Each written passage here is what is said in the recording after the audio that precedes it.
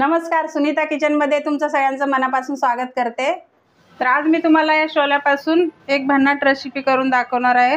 इथे मी शोले घेतलेत आणि मी हे रात्रभर भिजत ठेवलेले, एक वाटी शोले घेतलेत आणि हे भिजत ठेवलेत। एक कांदा घेतलाय मी मोठा असा, मोठ्या आकाराचा चिरून, थोडेसे धने घेतलेत असे कुटून, तांदळाचं पीठ घेतलं 1 चमचा आणि आपल्याला वाटायसाठी हे लसणाच्या पाकळ्या घेतल्यात मी 4-5, ह्या छोट्या छोट्या आहेत म्हणून मी 5 घेतल्यात। तुम्ही मोठ्या असल्या तर 2-3 घेतल्या तरी चालेल। आणि 3 मिरच्या घेतल्यात कारण जास्त तिखट नाही।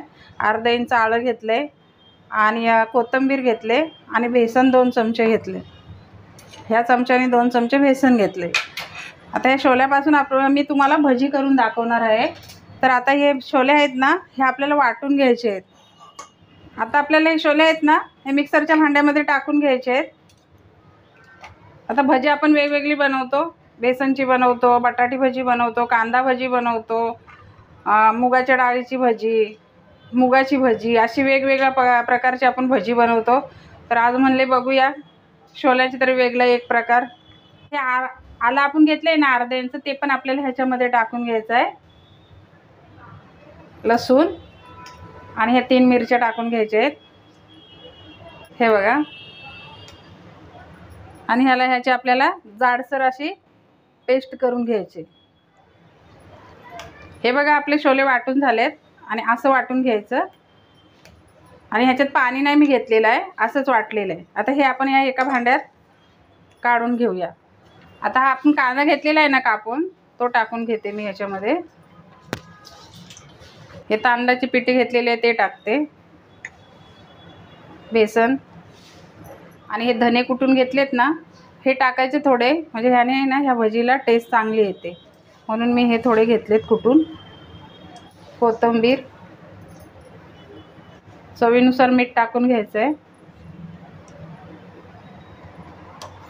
गरम मसाला घेतला अर्धा चमचा, धना जिरा पावडर आहे अर्धा चमचा आणि हळद घेतली अर्धा चमचा, थोडा पाव चमचा हिंग टाकलाय।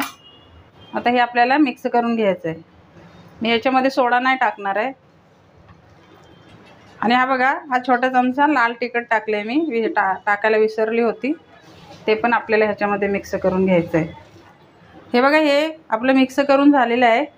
आता मी आहे ना गॅस पेटवला आहे, कढई ठेवली आणि कढईमध्ये तेल गरम ठेवलेलं आहे करत। आता आपल्याला ह्याच्यात मी सोडा घेतलेला नाही, पाण्याचा वापर केलेला नाही। मी आता हे गरम तेल झाले ना, तो 1 चमचा ह्याच्यामध्ये तेल टाकून घेणार आहे। एवढंच टाकायचं आपल्याला 1 चमचा तेल आणि परत आपल्याला मिक्स करून घ्यायचं आहे। आता बघूया आपलं तेल गरम झालंय काय।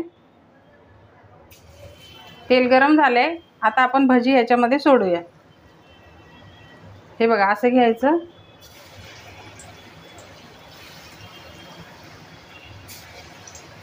तुम्हाला जशी पाहिजे लहान मोठी तशी तुम्ही ह्याच्यामध्ये सोडू शकता।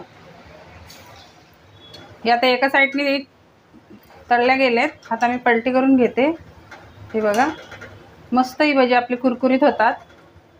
ही बघा आपली भजी तळून झाल्यात आणि कलर पण किती छान आलाय। आता ही झालेत, मी काढून घेते आणि दुसरे पण आपण असेच तळून घेऊया। हे बघा तेलकट पण होत नाही, एकदम मस्त कुरकुरीत होतात। एकदा करून बघा तुम्ही, हे बघा तुम्हाला आवाज येईल। आता दुसरी पण आपण तशीच टाकून घेऊया आणि ह्या प्रकारे आपण सगळी भजी बनवून घेऊया। हे बघा ही पण भजी झालेत आपली, ती पण मी आता काढून घेते, म्हणजे सगळी झालेत बनवून।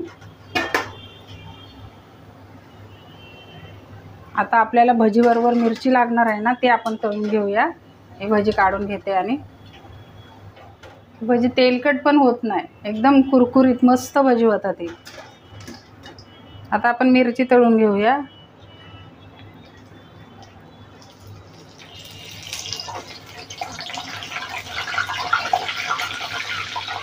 अशी तळून घ्यायची आणि वरनं मीठ थोडं टाकायचं। गॅस बंद करून घेते मी। हे बघा असे थोडे डाग पडले ना का काढून घ्यायची मिरची।